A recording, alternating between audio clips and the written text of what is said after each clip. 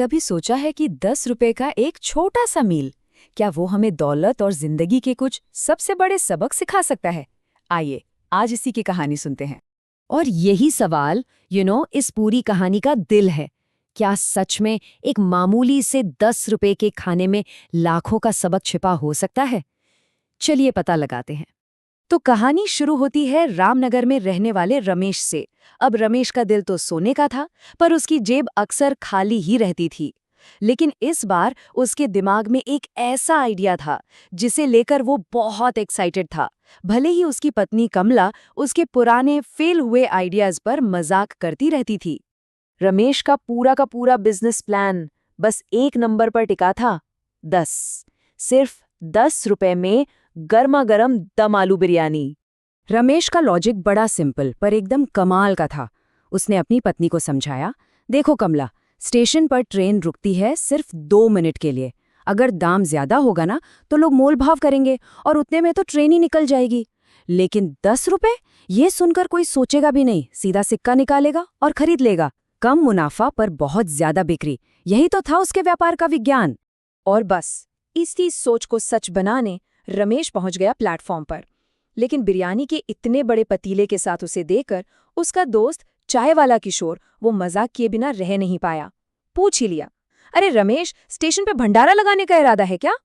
और फिर जैसे ही पहली ट्रेन आकर रुकी, रमेश की आवाज गूंजी, गर्मा गर्म दम आलू बिरयानी सिर्फ 10 रुपए में। और फिर जो हुआ वो बिल्कुल वैसा था जैसा रमेश ने सोचा था। क्या हुआ? अरे दर्जनों हाथ खिड़कियों से बाहर निकले और देखते ही देखते उसका 2 मिनट वाला बिजनेस मॉडल जबरदस्त हिट हो गया। और उसका दोस्त किशोर, अरे उसका तो मुंह खुला का खुला रह गया। वो तो बस हैरान होकर बड़बड़ाया, बाप रे, ये तो ऐसे बिक रही है जैसे स्टेशन पर हवा मुफ्त में बन रही हो। रमेश के सिंपल से प्लान का जादू चल गया था। लेकिन अब कहानी में आता है एक नया मोड़। एक एक्सप्रेस ट्रेन रुकती है और उसमें से उतरता है सेठ धनीराम, एक ऐसा आदमी जिसकी दुनिया, जिसकी सोच रमेश से बिल्कुल बिल्कुल अलग थी। मतलब दोनों में फर्क जमीन आसमान का था। एक तरफ थे सेठ धनीराम अपने महंगे कपड़ों में, जिनका कहना था कि वो 500 रुपए की थाली से कम तो कुछ खाते ही नहीं। और दूसरी तरफ था हमारा रमेश, जिसका सीधा सा दावा था, मेरी 10 रुपए की बिरयानी खाएंगे ना तो शहर के बड़े बड़े होटल भूल जाएंगे। अब धनीराम की सोच देखिए जरा। 500 रुपए बचाने के लिए 10 रुपए की बिरयानी तो खरीद ली, लेकिन अपनी आदत से मजबूर ज्यादा आलू और हाँ, एक मुफ्त चम्मच की मांग भी कर डाली। मतलब अमीरी के पर्दे के पीछे की कंजूसी साफ साफ दिख रही थी। और बस यहीं सेठ जी की ये कंजूसी उन पर बहुत भारी पड़ गई। 10 रुपए के छुटे ढूंढने में वो इतने खो गए कि ट्रेन सीटी बजाकर निकल गई और वो वहीं खड़े रह गए। 10 रुपए बचाने के चक्कर में सीधा 10,000 का नुकसान। तो अब सेठ धनीराम गुस्से और मायूसी से भरे हुए थे। अपनी इस हालत के लिए वो रमेश को ही जिम्मेदार ठहरा रहे थे। और अब वो उस अंधेरे सुनसान प्लेटफॉर्म पर बिल्कुल अकेले थे। सेठ जी का सारा घमंड पल भर में चकनाचूर हो गया। अब वो उस अंधेरे प्लेटफॉर्म पर अकेले बैठे थे, भूखे, उदास और मच्छरों से परेशान। तभी उस अंधेरे में एक रोशनी दिखाई दी। अरे, ये तो रमेश था, वापस आया था। लेकिन गुस्से में नहीं, बल्कि मदद करने के लिए। वो अपने साथ एक लालटेन, एक साफ चटाई और घर का बना ताज़ा गरम खाना लेकर आया था। किसके लिए? उसी आदमी के लिए जिसने कुछ देर पहले ही उसकी बेइज्जती की थी। धनीराम तो हैरान रह गए। तब किशोर ने उन्हें बताया कि रमेश सीधा घर गया और अपनी पत्नी से कहकर खास उनके लिए ये ताज़ी बिरयानी बनवा कर लाया है। किशोर ने कहा, सेठ जी, रमेश भाई का दिल इस स्टेशन से भी बड़ा है। अब हम आते हैं कहानी के सबसे जरूरी मोड़ पर।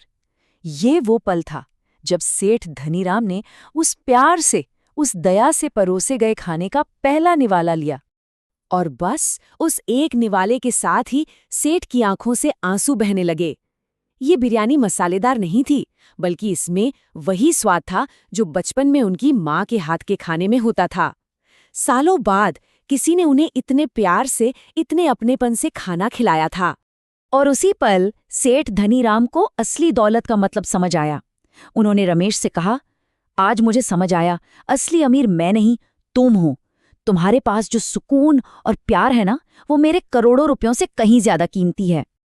अगली सुबह तक तो सेठ धनीराम पूरी तरह बदल चुके थे। उन्होंने रमेश को शहर के एक बड़े रेस्टोरेंट में एक अच्छी खासी तनख्वाह वाली मैनेजर की नौकरी भी ऑफर कर दी। लेकिन रमेश ने बहुत प्यार से मना कर दिया। उसने समझाया कि उसकी असली दौलत पैसों में नहीं, बल्कि इसी प्लेटफॉर्म पर है। जब थके हारे मुसाफिर उसकी 10 रुपए की बिरयानी खाकर मुस्कुराते हैं ना, और जो दुआएं देते हैं, बस उसी में उसे लगता है कि वही दुनिया का सबसे अमीर आदमी है। और आखिर में रमेश की पत्नी कमला ने इस पूरी कहानी का जो सार है ना, उससे बस एक लाइन में कह दिया, अगर 10 रुपए में किसी का पेट और दिल दोनों भर जाएं, तो उससे बड़ा कोई व्यापार नहीं होता। तो ये कहानी जाते जाते एक सवाल छोड़ जाती है कि वो कौन सा छोटा सा दया का काम हो सकता है जिसकी असली कीमत पैसों में नहीं, बल्कि किसी की मुस्कान और दुआओं में छुपी हो।